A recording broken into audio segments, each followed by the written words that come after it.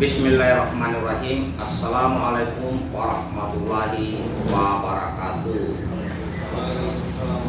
Salam hormat sahabatku semuanya, dimanapun saudara berada. Pada kesempatan ini kita akan berusaha untuk berdiskusi bertiga dengan pemuda-pemuda ini ya, terkait tentang bagaimana kepemimpinan. Di sini saudara-saudaraku kita akan bahas. Semoga diskusi saat ini bermanfaat. Sebelum lanjut, yang belum subscribe silahkan subscribe, jangan lupa like ya. Kawan-kawan semua ya, nomor 1 selamat datang semua yang baru bergabung. Kita cek suara dulu. 1, 2, 3.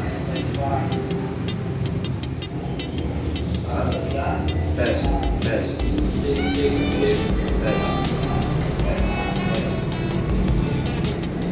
Oke, baik. Nah, perlu kita ketahui sahabat semuanya. Bahwa selama ini kita ya sering mendengar ada banyak pejabat ya korupsi. Kok bisa terjadi? Dan bagaimana cara membuktikannya, kan begitu? Kan banyak sekali bupati ya, gubernur, ada wali kota, anggota dewan, kepala desa. Wah, banyak sekali yang sudah ditangkap oleh KPK. Nah, di sini kita jaga jarak ya, pakai masker. Kita pakai masker lah, pakai masker dulu lah. Anda juga pakai masker. Kita pakai masker dulu lah, ya. Kita harus menjadi contohan di sini ya.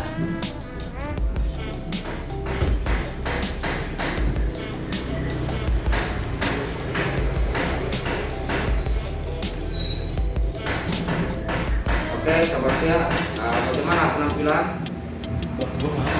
Selamat datang semuanya. Ya kalau ngomong mungkin dibuka dikit ya. Baik, di sini ya kita akan kupas tentang bagaimana cara menghasilkan pemimpin yang tidak korup. Ya, begitu. Karena sekarang banyak sekali ya pemimpin-pemimpin kita ini korupsi dan akhirnya berakhir di bumi ya. Di sini saya mungkin bisa sedikit menjadi narasumber dan ini ada 2 pemuda yang akan bertanya. Nah, kita akan dengarkan pertanyaan mereka satu-satu. Yang baru bergabung silakan jangan lupa subscribe, jangan lupa like. Kenapa kita bahas kepemimpinan ini? Karena ya mohon maaf, tidak sedikit seseorang setelah menjadi pemimpin dia lupa janji-janjinya ya, lupa janji-janjinya kepada rakyatnya. Siapa yang mau bertanya duluan? Kita akan bahas dulu. Bapak Eki mau nanya. Oke, saya disambut ya, disambut. Oke. Sambut dulu satu-satu. Perempuan, assalamualaikum. Dan kamu ini siapa? Buka aja katanya kalau Ini jadi pertanyaan yang pertama nih ya. Ini menurut Kang Bima gimana nih? Bagaimana menurut Kang Bima melihat atau mencari pemimpin yang tidak korupsi? Menurut pola Kang Bima seperti apa nih? Kira-kira? keren kayaknya.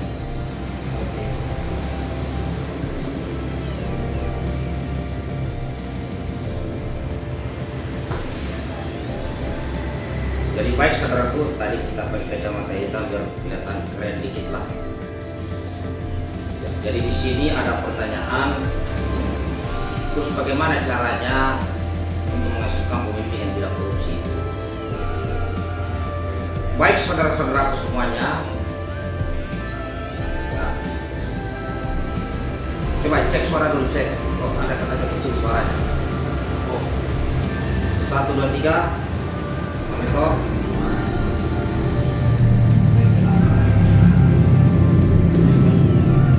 1, 2, 3. Suaranya nggak masuk ya? Oh, iya, ambil dari mana nih? Sebentar.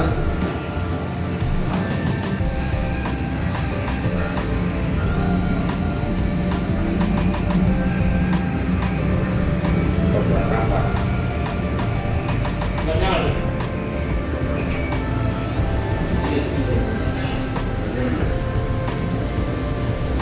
tes, tes, tes. Oke, suaranya dimatikan keluarga. Apa bisa dengar? Baik, cek suara, cek sound. Tadi kurang rapat, bukan kurang jauh ya, kurang rapat. Baik sahabat-sahabatku, ya, di sini akan saya sedikit memberikan suatu gambaran kenapa kok seorang pemimpin itu kok bisa korupsi dan bagaimana caranya supaya ke depan kita menghasilkan pemimpin yang korupsi, yang tidak korupsi ya. Kok penjelasan lagi orangnya katanya, proses. Dan bagaimana caranya supaya bagus ini? Bagus ya. Ya. Baik saudara-saudaraku, di sini akan saya sampaikan dulu tentang cara merekrut pemimpin yang ada saat ini sehingga menghasilkan kok banyak sekali ya, tidak sedikit menjadi koruptor setelah jadi pemimpin. Kita ambil dulu tentang bagaimana cara mengambil sebuah pemimpin. Saya akan ambil satu contoh untuk menjadi kepala desa. Jadi ini sama saja sistemnya, baik itu wali kota, ya, bupati, terus anggota dewan, gubernur, presiden dan DPR RI. Ini sama saja caranya ya yang ada sekarang. Saya ambil salah satu contoh misalnya untuk menjadi kepala desa.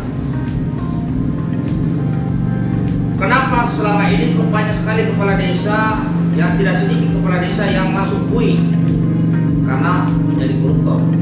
Pertama, sistem pemilihannya yang kurang tepat dalam sistem ini, dalam sistem pemilihannya sudah kurang tepat. Karena apa? Para kandidat, para calon itu menggunakan uang, ya, menggunakan uang. Jadi misalnya ada 2 calon atau 3 calon, mereka menggunakan uang. Uang itu digunakan apa? Uang ini digunakan untuk biaya kampanye, ya, beli spanduk, beli kaos, uang bensinnya tim sukses dan sebagainya. Maka seorang calon yang mengeluarkan uang. Kemudian juga tidak sedikit, dan ini bukan rahasia umum, uang ada yang dibagi-bagi kepada masyarakat, kepada rakyat agar dicoblos. Maka biayanya pasti melakukan biaya, entah 100 juta, 200 juta, atau bahkan 1 miliar, dan bisa lebih. Nah, otomatis yang terpilih, ya, yang tidak terpilih dia akan rugi. Yang terpilih paling tidak dia harus balik modal. Sedangkan gaji seorang kepala desa nggak seberapa dibanding dengan yang dikeluarkan. Maka tentunya ini harus balik modal. Entah uangnya itu uang pribadi atau uang utang ke bank atau uang dari sponsor. Yang jelas uang yang digunakan untuk selama pilkades itu harus dikembalikan. Dari mana cara mengembalikannya? Yang pertama, bisa jadi uang negara yang masuk ke desa, yang harusnya itu untuk kepentingan umum menjadi kepentingan pribadi. Contoh, misalnya ada bantuan dana 1 miliar per desa, gunanya untuk mungkin untuk kepentingan rakyat.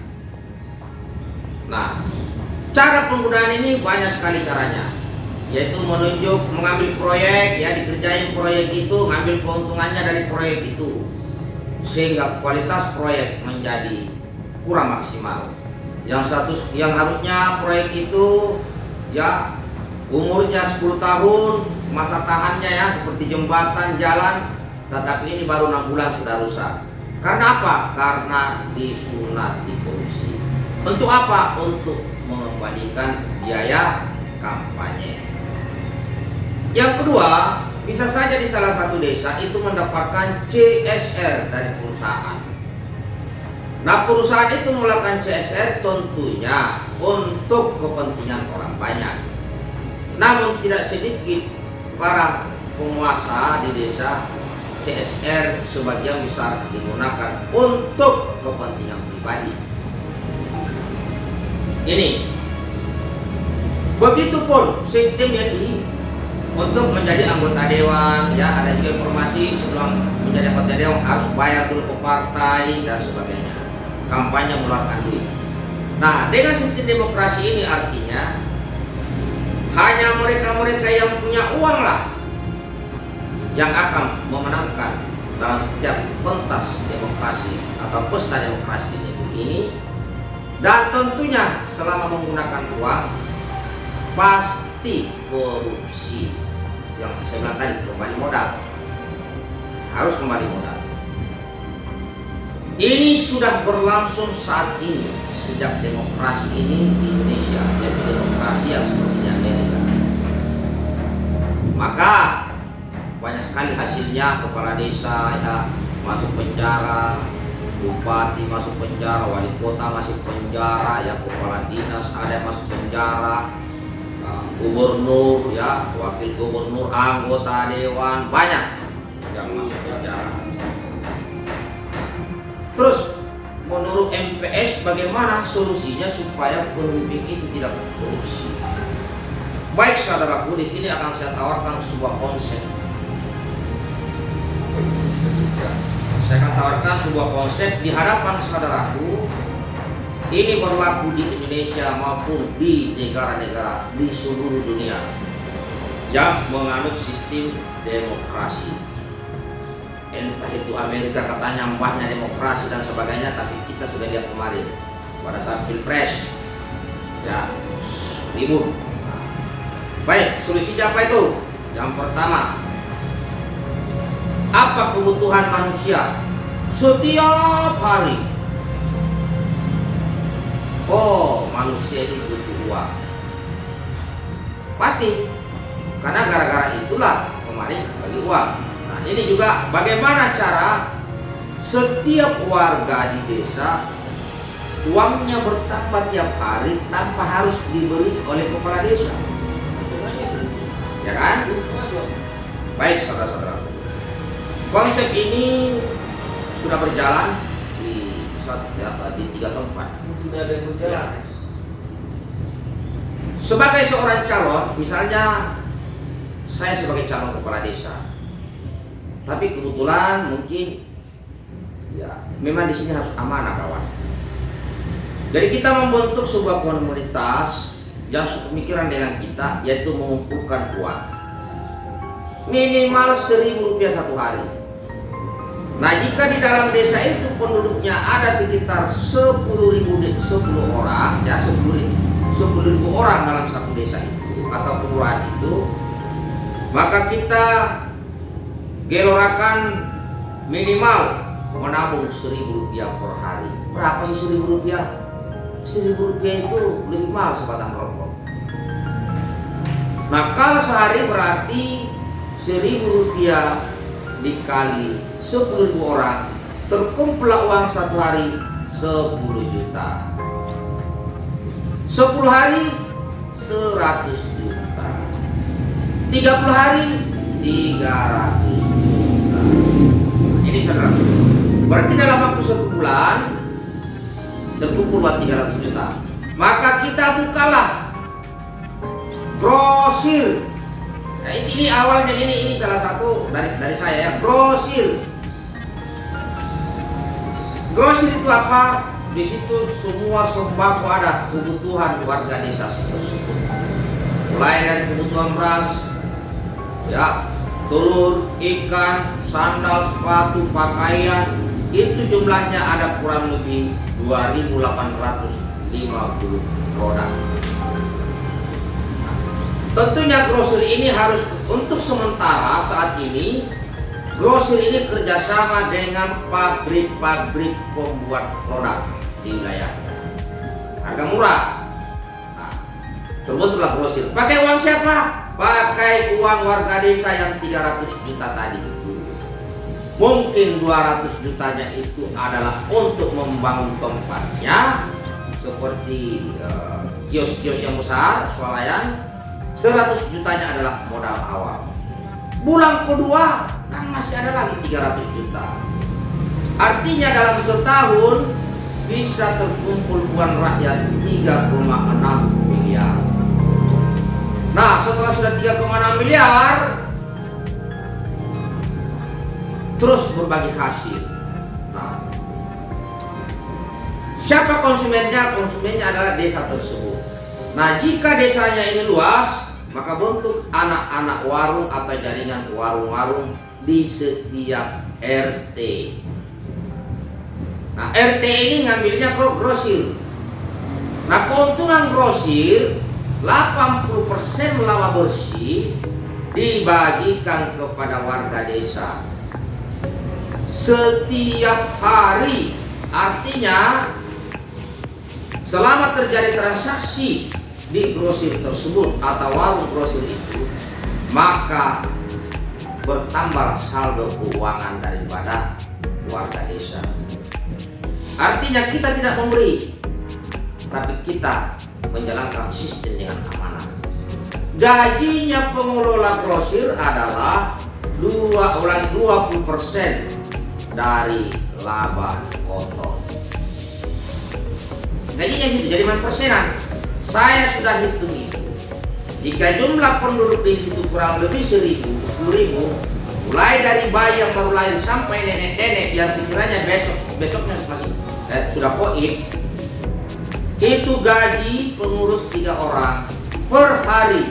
Mereka bisa mendapatkan gaji per orang rata-rata 500.000 per orang, gaji harian. Nih, ya. Nah, terus itu 20% dari laba kotor. Selain nanti dari 80% ini ada di bulatan zakat 2,5%. Fungsinya adalah membantu warga desa yang tidak mampu. Ada zakatnya 2,5%. Lanjut. Nah, jika rakyat ini, warga ini sudah merasakan manfaat sistem ini, uangnya bertambah setiap hari, barulah kita pengaruhi warga. Wahai sahabat-sahabatku, saudara di warga desa ini, pengelola grosir itu amanah nggak? Oh, amanah.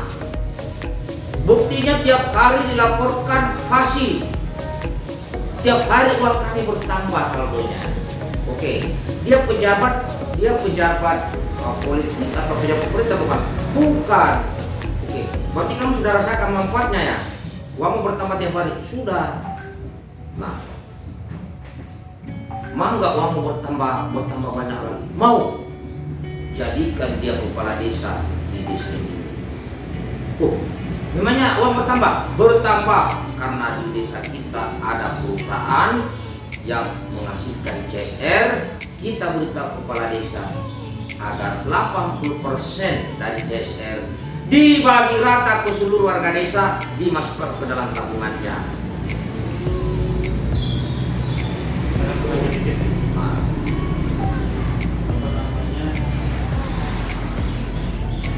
Dari Krisno mungkin tepatnya koperasi dan Oke. Pertanyaan dari Krisno, apakah tepatnya koperasi? Baik saudara-saudaraku, di sini mungkin ya saya tidak terlalu membahas koperasi.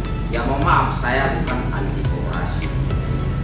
Tapi tunjukkan kepada saya di antara puluhan ribu koperasi di negeri ini, satu saja koperasi yang memakmurkan dan mesejahterakan pengikutnya. Satu saja koperasi, tunjukkan ke saya. Koperasi mana yang sudah terbukti mensejahterakan pengikutnya? Tunjukkan ke saya. Mohon maaf, saya bukan anti koperasi, tetapi yang saya lihat selama ini hampir rata-rata terjadi simpang pinjam di koperasi. Maka siapapun yang ngutang ke koperasi berarti statusnya langsung menjadi orang miskin. Karena orang kaya, orang makmur tidak punya utang. Selama status dia itu ngutang atau minjam ke koperasi, maka orang itu pasti saya menyebutnya orang miskin. Itu satu. Yang kedua, di koperasi sistem pembagian SHU adalah setiap tahun. Ya mohon maaf, mungkin baru 6 bulan bergabung sudah koin, nggak sempat dia nikmati hasil koperasi. Maka di sistem ekonomi peta pembagian SHU adalah setiap terjadi transaksi jual beli saat itu tidak main hari lagi, tapi setiap terjadi transaksi dan transparan. Pengurus pengelola grosir PT harus transparan setiap hari mengatakan jumlah kekayaan yang ada di warung ini misalnya 1 miliar terdiri dari dalam bentuk barang berapa? Apakah 500 juta? Terdiri dalam bentuk uang cash 500 juta dan fisiknya harus ada. Dan setiap konsumen, setiap warga desa berhak menjadi pengawas dan bisa mengecek setiap saat isi laporan itu. Pertanyaan saya, apakah ada koperasi yang manajemennya seperti itu? Setiap saat dia buka manajemennya, jumlah harta kita sekian dalam bentuk barang sekian, ini rinciannya, dalam bentuk uang cash sekian, ini barangnya. Silahkan anggota koperasi cek barangnya. Apakah ada koperasi yang berani seperti itu? Tunjukkan ke saya. Karena saya tidak pernah melihat itu, maka mohon maaf, saya tidak pakai sistem koperasi yang ada saat ini. Oke? Nah, saya lanjut sebelum pertanyaan. Nah, jika setiap warga desa, setiap detik, bahkan setiap menit, setiap terjadi transaksi barang jual beli di warung bertambah terus saldonya, dan kita katakan kepada warga, wahai sahabat warga desa ini, dia belum menjadi pejabat publik aja, saldo kalian bertambah tiap hari karena dia amanah. Ingat, khususnya yang muslim di Indonesia, jika kita mengambil riwayat Rasulullah Sallallahu Alaihi Wasallam, kenapa beliau disebut dijuluki Al-Amin, orang yang jujur? Sungguh menjadi kader peta ini adalah minimal mengikuti akhlak Rasulullah Sallallahu Alaihi Wasallam. Ya, non muslim bisa, yang penting akhlaknya baik. Apa paling tidak jujur, amanah, dan transparan. Nah, barulah kita beritahu. Kalau begitu, kita rakyat warga di desa ini, mari kita berlomba-lomba dan mengatakan kepada si pengurus itu, wahai sahabatku yang saat ini sedang mengurus, karena kami melihat engkau sangat amanah, transparan, jujur, tolong pimpin desa ini. Artinya, lahir kepala desa, lahir pemimpin atas kehendak rakyat, bukan karena kehendak seseorang yang haus kekuasaan. Insya Allah, jika sudah seperti itu, rakyat berbondong-bondong mengangkat pemimpinnya, saya sangat yakin sang pemimpin tidak akan korupsi. Karena selain gajinya yang ada di grosir dia sudah dapat, dia juga dapat gaji dari pemerintah. Maka insya Allah dana-dana yang masuk ke desa akan terpakai murni untuk rakyat. Maka jika seluruh desa melakukan itu di Indonesia, kurang lebih hampir 80.000 desa, maka saya yakin majunya desa secara otomatis, kecamatan, kabupaten, provinsi, dan NKRI maju secara ekonomi dan sosial. Jika rakyatnya ini sudah makmur, sudah punya pemasukan tiap hari, maka saya sangat yakin jika seorang Presiden Republik Indonesia pilihan rakyat berdiri gagah dan tampil mengatakan, wahai rakyatku, kita butuh menciptakan pabrik teknologi tercanggih di dunia. Saya berharap minta bantu dan kita bangun bangsa ini. Saya minta saudaraku mengumpulkan uang 10.000 per bulan kali 270 juta rakyat Indonesia, maka terkumpul uang 270 juta kali 10.000 berarti 2,7 triliun. Maka bulan itu dananya kita bangun pabrik motor. 50% saya kembalikan ke rakyat, 50% saya akan pakai untuk mengelola negara, untuk menggaji tentara, menggaji polisi, menggaji PNS, dan juga akan sedikit melihat bagaimana infrastruktur. Maka sesuai dengan ajaran yang pernah saya dapatkan dalam agama saya yang Islam, kita hapus pajak di negeri ini. Jika pajak sudah tidak dibutuhkan karena rakyat sudah rela mengeluarkan 10.000 per bulan karena pemasukannya melebihi dari itu, itulah yang disebut kita yang menggaji pemimpin.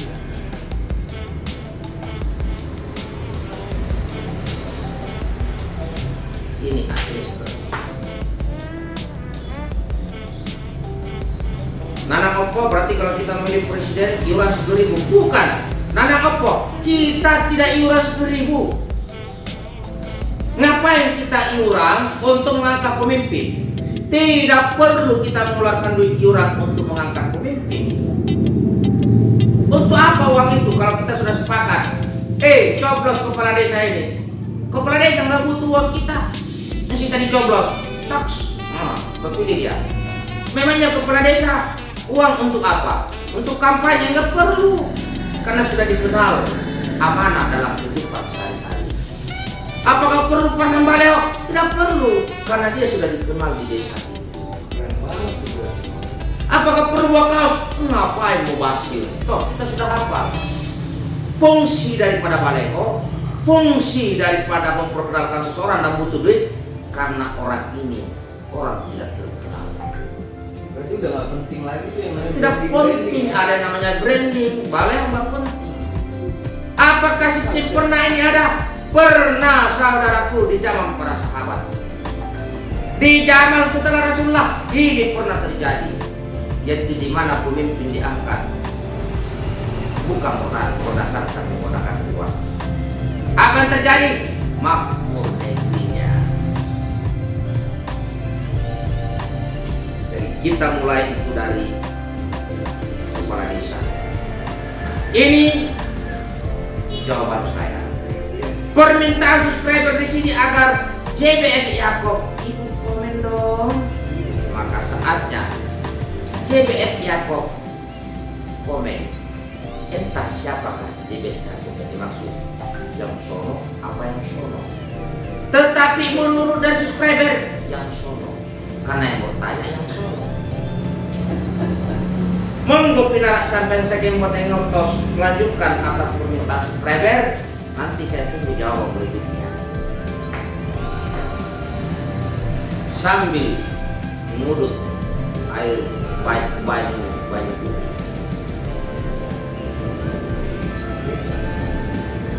Oke, assalamualaikum semua sahabat kita yang setia.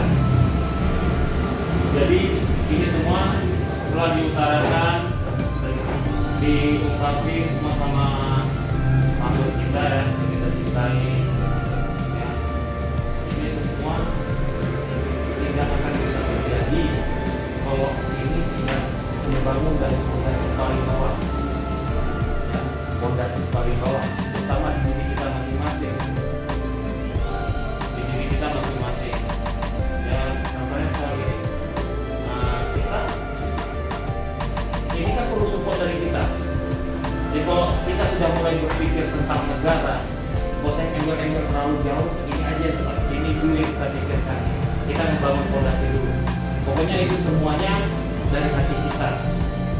Kalau udah yakin ini suatu perjuangan yang mana, jangan ditahan-tahan lagi. Ayo lakukan segera.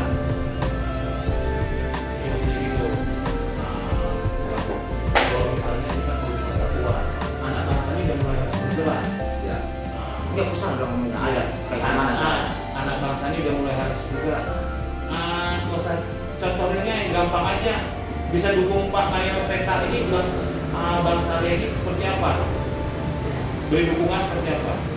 Ya alhamdulillah Saya yang kenal beliau melalui sosmed, kelihatan memang orang amanahnya. Saya datang kemari, apa yang bisa saya bantu, saya bantu.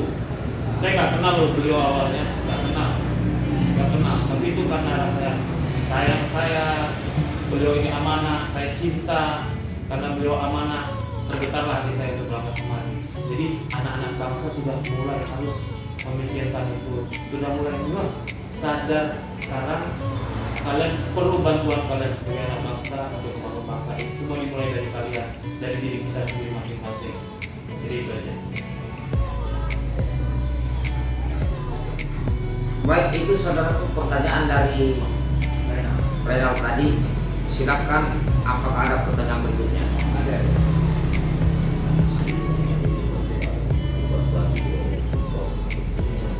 Ya, saya buat next nih buat pertanyaan kedua. Oh ya, jangan lupa subscribe dulu nih sama komen juga. Biar nambah juga ya sekalian subscribe-nya.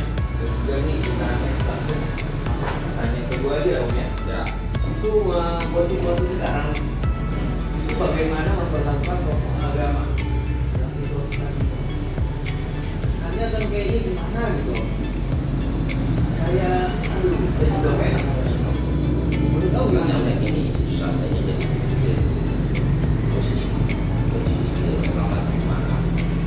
Nah, Kalau kita mau mencari pemimpinan,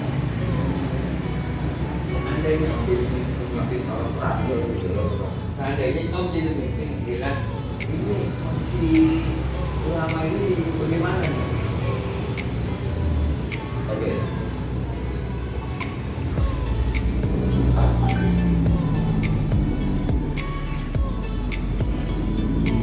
Baik saudaraku, tadi ada pertanyaan dari Pak Renaldi. Seandainya MPS menjadi pemimpin, entah itu kepala desa ke, entah itu jadi anggota dewan atau apa ke, apa yang MPS lakukan? Baik. Seandainya jika ada sekelompok warga di tempat saya meminta saya memimpin di kelompok itu, di wilayah itu, bagaimanakah saya menempatkan para tokoh agama ini? Insya Allah saya akan tempatkan tokoh agama di wilayah saya, dia lebih mulia daripada jabatan yang saya emban. Maksudnya gimana MPS? Artinya sebagai seorang pemimpin di wilayah itu, saya tentunya memiliki program, saya tentunya memiliki cita-cita. Namun cita-cita dan program ini harus saya sandarkan kepada sebaik-baik sandaran, yaitu Sang Pencipta. Dan tentunya tokoh-tokoh agama ini jauh lebih tinggi ilmu agamanya, jauh lebih paham tentang agama. Maka saya akan tempatkan dia di atas posisi jabatan yang saya sandang. Agar apa? Agar saya tidak salah di dalam memimpin, agar saya tidak salah di dalam menjalankan program-program. Karena sungguh kita harus yakin apapun yang kita lakukan itu pasti dimonitor oleh CCTV Sang Khalik.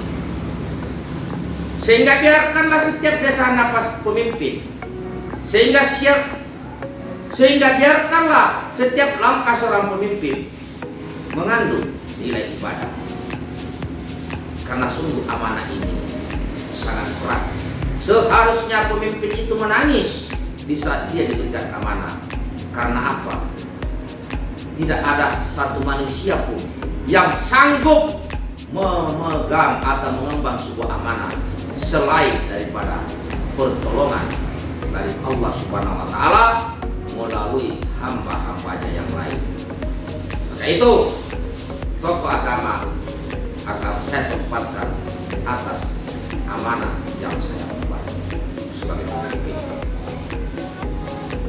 Demikian cara melakukan tokoh agama dalam kepemimpinan bangsa. Lanjut. Sama ada satu lagi nih Om.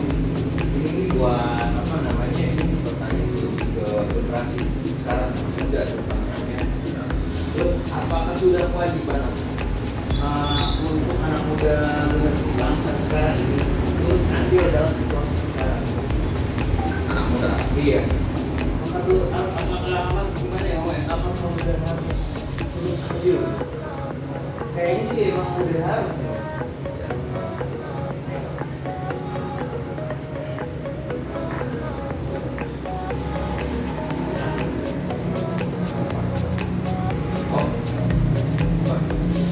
Jadi di sini ada pertanyaan, apakah sudah pantas atau sudah bolehkah seorang pemuda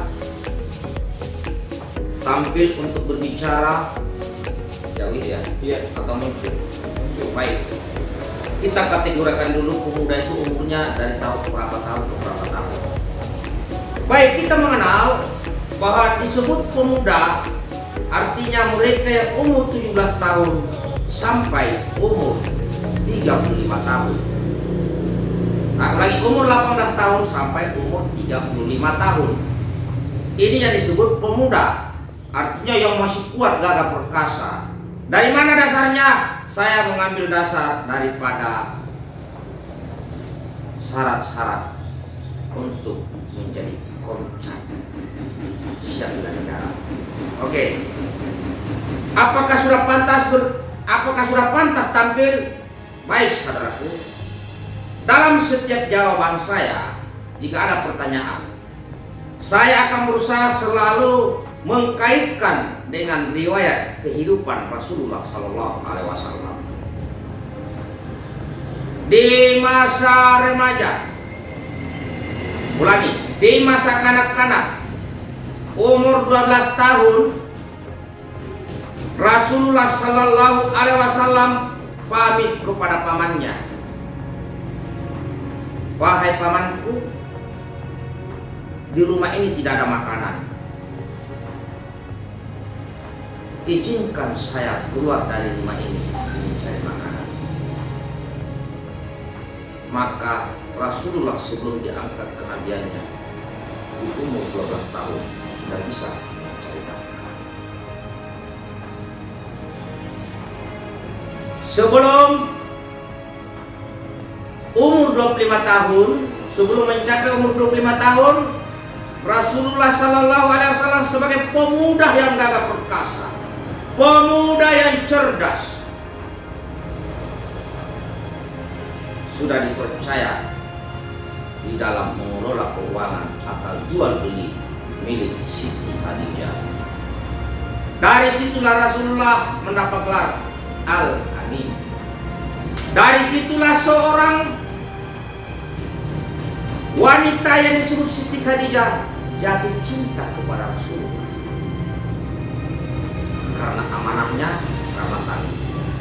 Artinya, jangankan pemuda wahai sahabatku, seorang remaja pun sudah pantas untuk tampil seperti riwayat yang kita ambil dari Rasulullah Sallallahu Alaihi Wasallam.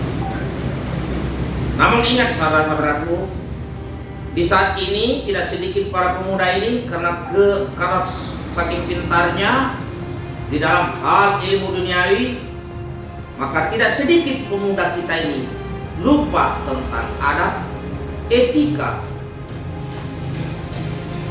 tata bicara, tingkah laku terhadap orang yang lebih tua. Di sini tidak sedikit pemuda kita ini lupa etika di saat berhadapan dengan orang tua. Maka tentunya harus seimbang antara pendidikan tentang dunia maupun pendidikan tentang akhirat. Artinya di lembaga-lembaga pendidikan penting ada yang disebut pendidikan akhlak. Ini. Jadi bukan lagi tidak pantas, tapi sudah menjadi keharusan. Sudah harus ya berarti ya.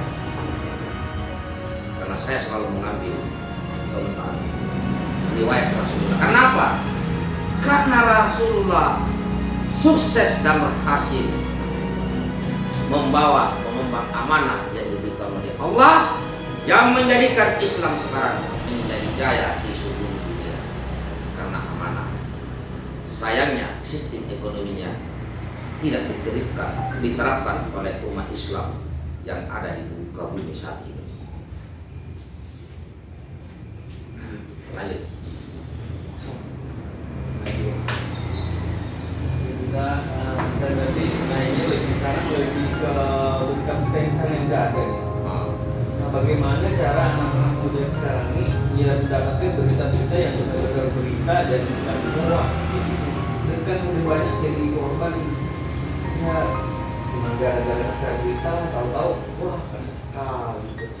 Wah akhirnya dipanggil Polda gitu. Itu gimana tuh caranya untuk mengatasi agar anak-anak muda sekarang biar nggak salah paham atas berita-berita yang udah ada gitu.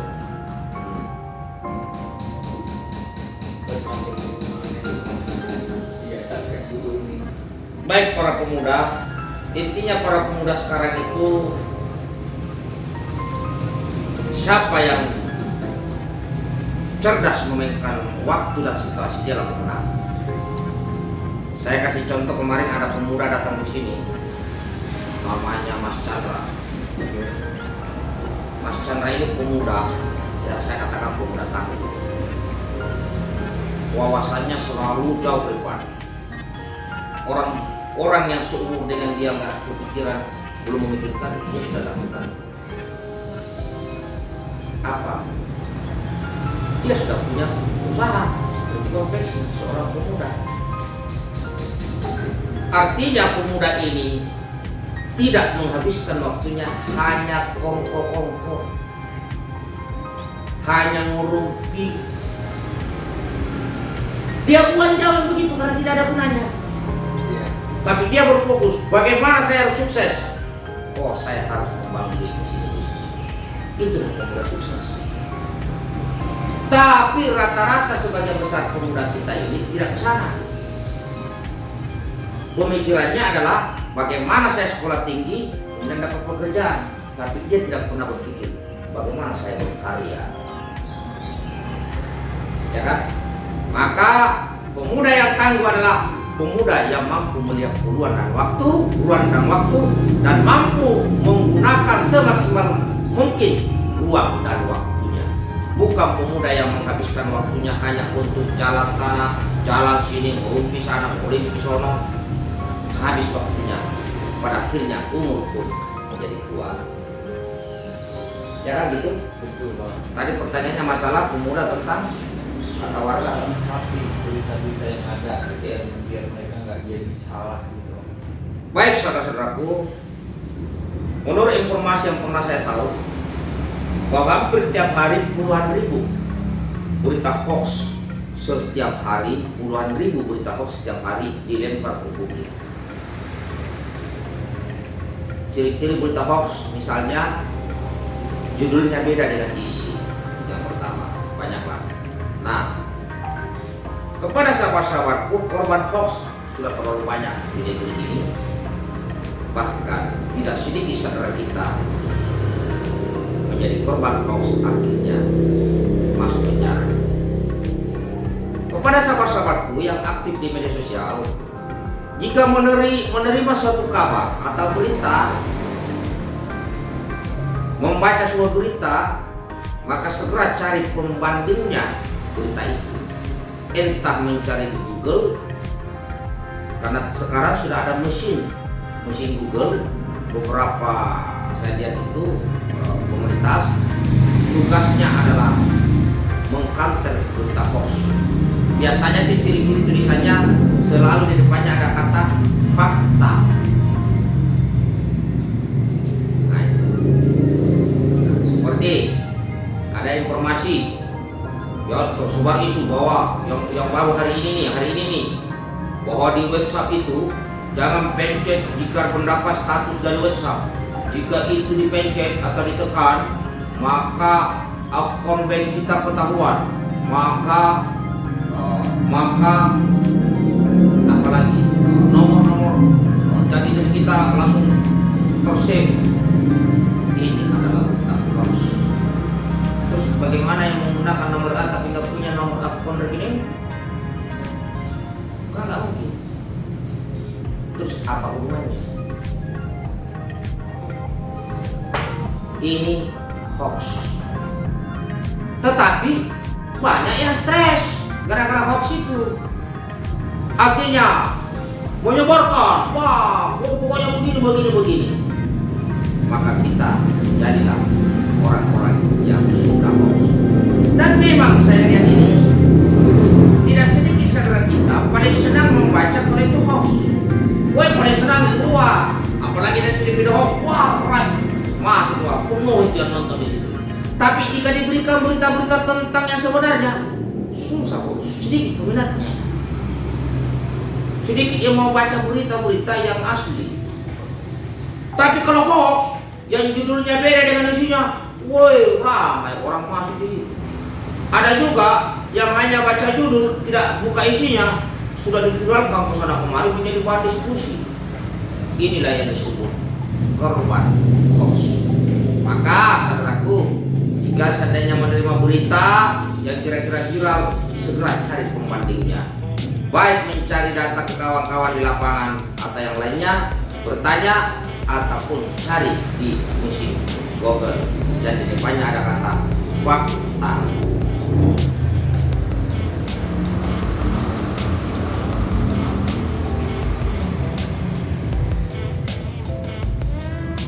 Nur Chandra, oke monitor. Ya, tetap harus perhitungan matang sebelum memutuskan keluar dari perusahaan tempat kerja sekarang. Itu dengan cermat. Setelah kecerdasan logika digunakan, jangan lupa minta doa dan petunjuk kepada Allah dengan cara yang kita ketahui sebelum memutuskan keluar dari perusahaan tempat kerja sekarang. Demikian sahabat. Lanjut, siapa lagi yang mau bertanya? Mungkin ada yang mau bertanya di antara subscriber daripada dia sendiri yang bertanya terus. Saya berharap ada sahabatku di subscriber ini juga ikut bertanya. Insya Allah saya akan menjawab sesuai kemampuan. Jika jawaban saya tidak ada yang mungkin tidak puas karena tidak sesuai kehendaknya, maka tentunya saya bukan alat pemuas. Pertanyaan dari Nur Chandra. Ini ada pertanyaan dari Nur Chandra. Saya ingin keluar dari PT. Saya ingin keluar dari perusahaan. Saya ingin keluar dari perusahaan. Ada pertanyaan ini dari Nur Chandra. Oke. Ini ada pertanyaan dari Nur Chandra. Saya ingin keluar dari perusahaan. Tambah, karena yang namanya kerja di bawah tekanan, tidak ada planning untuk maju. Pemuda yang maju, pemuda yang mampu mengambil tindakan untuk kemajuan dirinya sendiri. Bagaimana tanggapannya?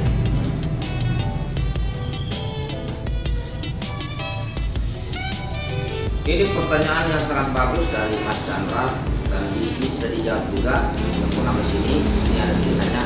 Pambes, alhamdulillah saran Pambes sangat manfaat. Konveksi saya dari mesin 8 besok bertambah 3 unit Pambes. Sip. Nah, jika saudara-saudara memiliki kemampuan seperti saudara kita Nur Chandra ini, maka tentunya kita butuh kekuatan komunitas. Maka tentunya kita butuh persaudaraan. Maka tentunya kita butuh silaturahmi. Maka jadikanlah channel YouTube ini untuk menambah persaudaraan, menjalin silaturahmi, agar bagi kita-kita yang memiliki produk-produk yang memiliki kelebihan, bisalah menawarkan produk kita kepada komunitas persaudaraan. Tuh. Dan kepada pertanyaan Nur Chandra tadi, apakah saya harus keluar dari perusahaan tempat kerja di bawah tekanan? Jawaban saya adalah pikirkan matang-matang, pikirkan dengan cerdas, gunakan dengan logika yang ada saat ini. Setelah logika sudah berjalan, ya, pasal surutnya sudah diperhitungkan, logika kita sudah bermain, maka langkah kedua adalah minta petunjuk kepada Sang Pencipta minta petunjuk kepada Allah Subhanahu wa taala. Apakah langkah untuk keluar dari perusahaan saat ini tepat atau tidak? Itu juga perlu menjadi pertimbangan. Itu cara ya. Siap. Jadi saudara-saudaraku, kalau saya pribadi, setiap saya mau bertindak, setiap saya mau bergerak, setiap saya mau merencanakan, saya senantiasa melibatkan Allah, melibatkan Tuhan di dalam perencanaan ini, agar semoga kebenaran ini betul-betul dari Tuhan, dari Allah SWT. Jika ada kesalahan atau kekurangan, itulah kehilapan saya sebagai hamba. Lanjut. Oh iya. Ada satu lagi nih, pertanyaan apa namanya, ini bertanya tentang konsep yang tadi cerita keren banget. Bagaimana cara merealisasikan program Baik Pesta ini ke skala nasional? Bisa ambil beberapa contoh biar teman-teman yang lain itu bisa observasi ke beberapa daerah yang sudah ada di sana.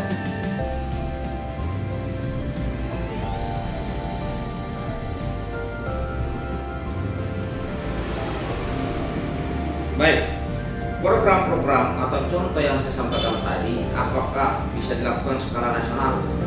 Baiklah, sebuah cita-cita tentunya ingin tercapai secara besar atau nasional. Namun melangkahnya harus step by step, harus tahap per tahap.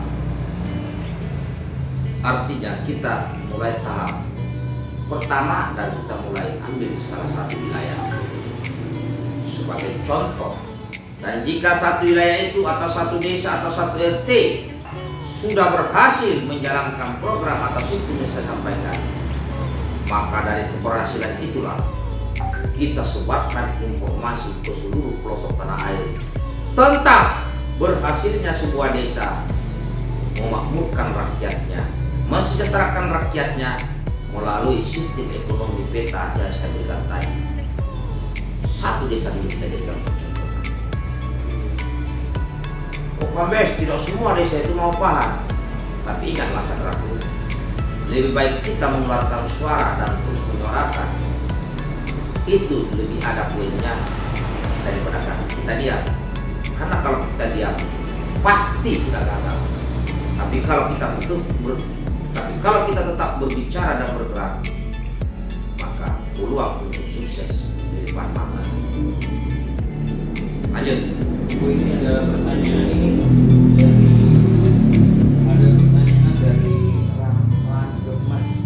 Assalamualaikum Mayor, bagaimana agar kami anak muda bisa berbisnis tapi tidak punya modal, sedangkan berbisnis di masa sekarang itu banyak modal, bagaimana Mayor? Itu kayaknya bagus tuh, ibu biar dia makin pede dalam melakukan usaha.